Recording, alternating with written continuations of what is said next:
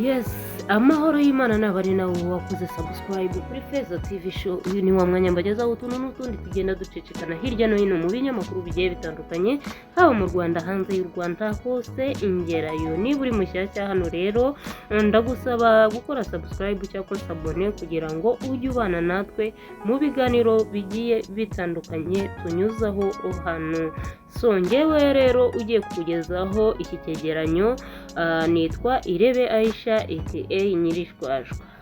Benshi bamuzi nk'umunyemari, umugabo utanga inama zubaka, akaba inshuti y'urubyiruko. Yahize amafaranga mu mahanga, yamara kurikacira ntiyicare ngo adamarare nk'abandi, ahubwo agafata icyemezo kigora benshi cyo kugaruka mu rwamubyaye akarushoramo agatubutse. Uyu mugabo bamwita Gael, benshi bamaze kumenya nka Coach Gael. Ni izina ryatangiye kugaragara mu maso ya bamwe na bamwe muri 2021 bwa mbere ubwo yakoranaga ikiganiro n'umuhanzi The Ben ku buzima busanzwe bw'uyu mugabo n'ubw'umuziki.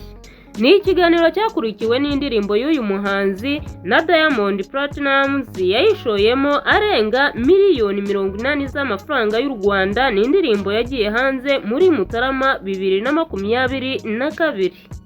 Ni umugabo ukiri muto mu myaka kuko atari yageze imyaka 40, ariko akaba ari umwe mu bamaze guhindurira ubuzima benshi no gutanga umusanzu mu ruganda rw'imyidagaduro nyarwanda ndetse no ku gihugu muri rusange kubera ibikorwa bihetswe n'ibitugu bye. Uyu mugabo yavukiye mu Burundi, abari nakurira. Amashuri ye abariho ayatangirira mbere yo kwiga mu Rwanda. Amashuri abanza yose akaba ariho yayarangirije. Yize amashuri yisumbuye muri Uganda, aho yize kaminuza muri Makerere University. Yavuye muri iki gihugu yerekeza mu Buhinde, aho yize icyiciro cya kabiri n'icya gatatu cya kaminuza mu bijyanye n'imibare. Yashoje kwiga aya mashuri mu 2012. Iyo uvuze imibare Coach Gael akumva neza cyane. Yigeze kugira ati, iyo mbonye imibare numva nezerewe, menya ariyo mpamvu indimi zingora. Avuka mu muryango w'abana 4 barimo abahungu 3 n'umukobwa umwe, ari nawe mukuru. Coach Gael ni imfura mu bahungu, akaba ubuheta mu muryango w'iwabo. Uyu mugabo yabaye muri Amerika kuva mu 2014 kugeza ubwo yagarukaga gutura mu Rwanda. Mu myaka mike ishije afite ishoramari mu birimo umuziki. Ikindi kintu utaruzi kuri Coach Gael, ni umunyamasengesho wirundumuriye mu myidagaduro. Uyu mugabo ubwo yigaga mu Buhinde yabaye umuvugabutumwa ukomeye muri iki gihugu.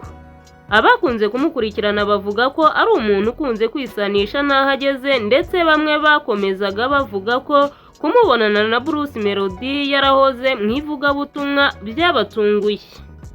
Icyakora kuri Coach Gael urukundo rw'Imana naho rwagiye. Twagarutse mu kiganiro yagiriye ku kinyamakuru kimwe cyakoreraga hano mu Rwanda cyitwa VIP TV muri 2021. Yavuze ko ari umuntu ukunda Imana n'abantu. Ikindi kintu utaruzi kuri Coach Gael, yarokotse agahinda gakabije. Coach Gael ni umugabo ugendana amashimwe kuko mu rugendo rwe hari aho yageze akiheba ndetse akanarwara icyo bita depression. Uyu mugabo Coach Gael yivugiye ati, kuva ntangiye gukora muri Amerika muri Mata 2014 nari mfite ibintu byinshi shaka kugeraho. Rimwe na rimwe naciye mu bihe by'agahinda gakabije. Buriya abantu dutuye muri Amerika kandi nibaza ko tubihuje n'abatuye mu Burayi. Nibaza ko hari ikintu dukunda kutavuga. Dukunze guca mu bihe by'agahinda gakabije ugasanga abantu bafite umubabaro. Uyu mugabo Coach Gael yakomeje agira ati, uza hano warashoje icyiciro cya gatatu cya kaminuza ugasanga ugiye gutangirira mu buzima bwo hasi, uri guterura amakarito, uri gukora ibintu runaka biciriritse. Ako gahinda gakabije nagaciyemo, nibaza ukuntu nasoje icyiciro cya gatatu cya kaminuza nkaba ndi gukora akazi nk'ako ndi gukora. Nakoreraga amadolari 7.5 ku isaha. Nge nakoze akazi gatandukanye. Hari igihe nakoze akazi nkorera umubyeyi umwe shinzwe kujya ngaburira ipusi ye nkayitaho. Yagarutse avuga ko ako gahinda gakabije yakabayemo, ariko ubu yamaze kugafasha hasi, ubu ameze neza. Reka tugaruke kuri Coach Gael w'ubu ngubu, inkingi ya mwamba mu myidagaduro nyarwanda. Muri 2022 nibwo abantu batangiye kumenya sosiyete ya 155 AM binyuze mu ndirimbo ya Bruce Melody yise izina. Kuva ubwo uyu muhanzi ashyirwa kwibere mu babarizwa muri iyi nzu itunganya umuziki.